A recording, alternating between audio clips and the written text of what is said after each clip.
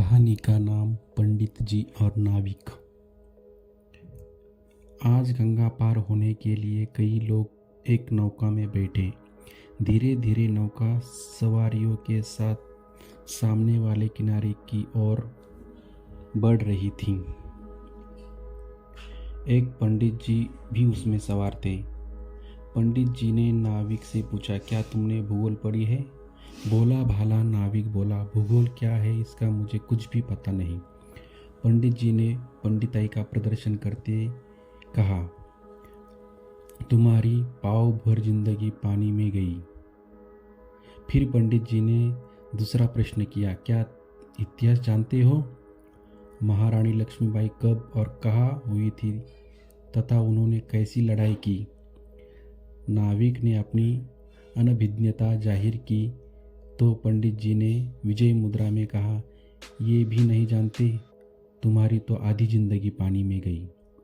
फिर विद्या के मद में पंडित जी ने तीसरा प्रश्न पूछा, महाभारत का भीष्म नाविक संवाद या रामायण का केवट और भगवान श्री राम का संवाद जानते हो?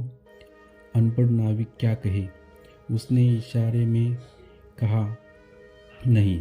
तब पंडित जी मुस्कुराते हुए बोले, तुम्हारी तो पौनी जिंदगी पानी में गई। तभी अचानक गंगा में प्रवाह तीव्र होने लगा।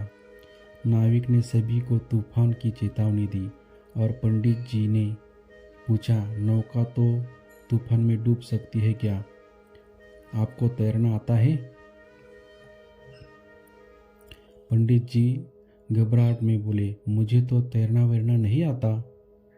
नाविक ने स्थिति भांपते हुए कहा, आप तो समझो आपकी पूरी जिंदगी पानी में गई।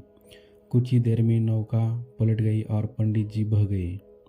मित्रों, विद्या वाद विवाद के लिए नहीं है और ना ही दूसरों की नीचा दिखाने के लिए है, लेकिन कभी कभी ज्ञान के अभिमान में कुछ लोग इस बात को भूल जाते हैं कि दूसरों का अपमान कर बैठते हैं। याद रखिए, शास्त्रों का ज्ञान समस्याओं के समाधान में प्रयोग होना चाहिए, शस्त्र बनकर हिंसा करने के लिए नहीं। कहा भी गया है, जो पेड़ फलों से लगता है उसकी डालियां झुक जाती है। धन प्राप्त होने पर सज्जनों में शालीनता आ जाती है।